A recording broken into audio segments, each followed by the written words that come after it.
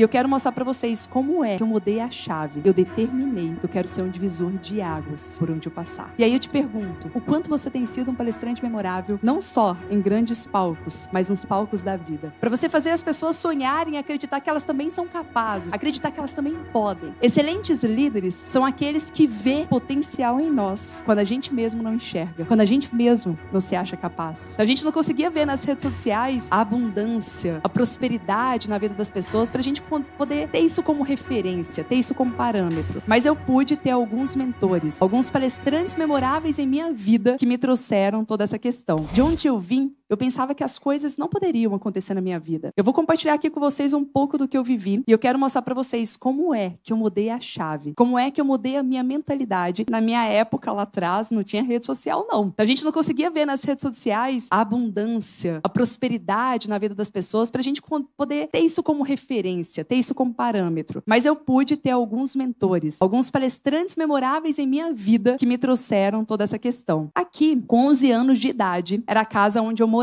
Nessa casa, eu me lembro de um dia que eu estava chegando da escola. Minha mãe foi a primeira palestrante memorável que apareceu na minha vida. Minha mãe falou assim, minha filha, senta aqui. Ela falou, deixa eu te contar uma história. Palestrantes memoráveis contam histórias. E minha mãe falou, deixa eu te contar uma história. Eu falei, ai, adoro ouvir histórias. Sentei lá e falei, conta, mãe. E ela começou a me contar uma história de uma menina de 11 anos. E ela falou assim, essa menina, Tati, ela descobriu que ela tinha 2 pais. O pai de criação, que é o que convivia com ela, e o pai biológico. O pai de criação era muito pobre e o pai biológico era ricaço. Pensa assim, uma pessoa que tinha muito dinheiro, morava numa casa de 3 andares, era quase um castelo, sabe? E a menina, ela não tinha conhecido o pai biológico. Só que aí ela teve a oportunidade de conhecer aos 11 anos e depois eles viveram felizes para sempre, com muito amor e carinho. E ela terminou a história com viveram felizes para sempre. Eu falei, nossa, parece uma história de um filme, é da Disney essa história, mãe? E minha mãe pegou e falou, não. Eu falei, onde que tem essa história? Ela falou assim, essa é a sua história. Eu falei, então eu tenho 2 pais? Ela falou, sim. Eu falei, cadê o pai rico? E aí eu já consegui trabalhar na minha mente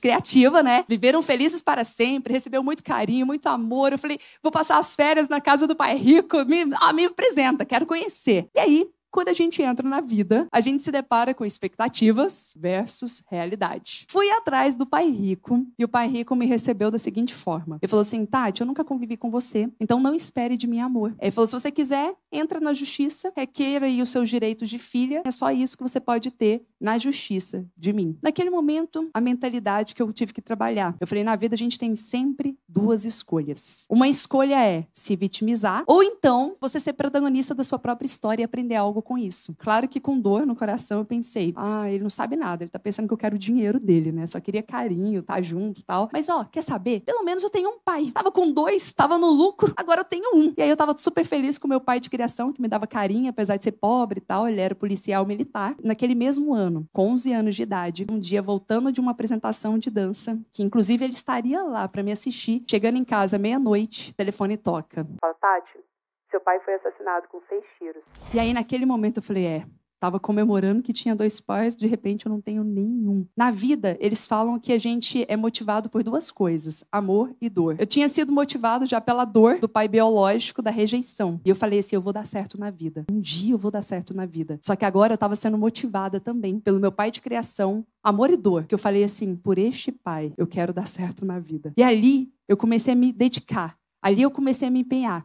E todas as vezes que eu piso em um palco, eu piso para honrar o meu pai de criação. Só que aí teve um segundo palestrante memorável. Primeiro foi minha mãe, que soube me contar uma história que poderia gerar revolta de uma forma tranquila, no storytelling. O segundo palestrante memorável que apareceu na minha vida foi um tio meu, irmão do meu pai de criação. Era um tio muito bem sucedido, sabe aquele tio que todo mundo fala dele com a boca cheia, faz viagem internacional, tal. E aí uma vez ele foi me visitar, e entre tantas coisas incríveis que ele falou sobre a importância da gente estudar, sobre a importância da gente querer crescer na vida, ele olhou bem nos meus olhos e ele disse assim, Tati, eu determinei que eu quero ser um divisor de águas por onde eu passar. E naquele momento, eu não sei se foi pela profundidade do que ele disse, ou se foi pela admiração que eu tinha por ele, imediatamente eu adotei isso pra mim e falei, é isso, tio. Eu quero ser uma divisora de águas por onde eu passar. E esse tio, ele me trouxe uma chama interior. Ele me trouxe mais brilho nos olhos. E aí eu te pergunto, o quanto você tem sido um palestrante memorável, não só em grandes palcos, mas nos palcos da vida? O quanto você tem levado mensagem de esperança? O quanto você tem levado mensagem de ânimo para outras pessoas? Para você fazer as pessoas sonharem, acreditar que elas também são capazes, acreditar que elas também podem. E aí veio um terceiro passo crucial. Foi quando eu estava numa faculdade, entrei nessa faculdade com 23 anos, ganhava R$500 na época, trabalhava na área de vendas. Logo fui promovida a gerente comercial. E o que líderes deveriam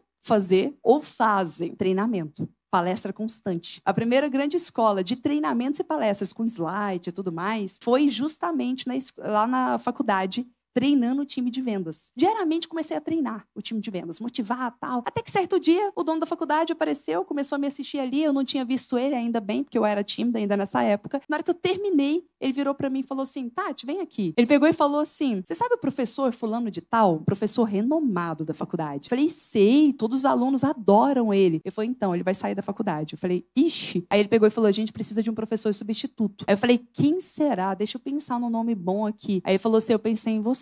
Eu falei, o quê? Gente, nessa época, eu já tinha feito 3 MBAs, um mestrado, 377 cursos, mas eu ainda não me achava boa o suficiente. Eu falava, não, você tá maluco? Eu não, já fui aluna de MBA. Eu sei como que os alunos são. Tem uns alunos lá bem mais velhos que eu, com mais experiência, maturidade, vão me perguntar coisa, eu não sei se eu sei responder. Você tá maluco? Não vou, não. E ele foi o terceiro palestrante memorável na minha vida. Porque ele pegou e falou assim, Tati, eu acredito em você. Excelentes líderes são aqueles que vê potencial em nós quando a gente mesmo não enxerga, quando a gente mesmo não se acha capaz. E ele falou assim, se eu acredito em você, você deveria abraçar essa oportunidade. E eu respirei fundo e falei, tá bom, quando que vai ser essa aula? Ele falou, daqui a 1 mês. Eu falei, eu tenho 1 mês para me preparar? Ele falou, quando a gente tá com medo, o que a gente tem que fazer? Vai com medo mesmo? Não. Se prepara antes, tem um caminho. Quando você se prepara, você já tem plano A, plano B, carta na manga, você está preparado. Se eu cair no palco, o que eu faço? Se der branco, o que eu faço? Você está preparado para tudo. Se alguém me perguntar algo que eu não sei responder, gente, tem técnica para tudo isso. Eu preparei, acho que uns 300 slides, não usei metade deles. Mas eu pensei, se chegar no meio e acabou o conteúdo,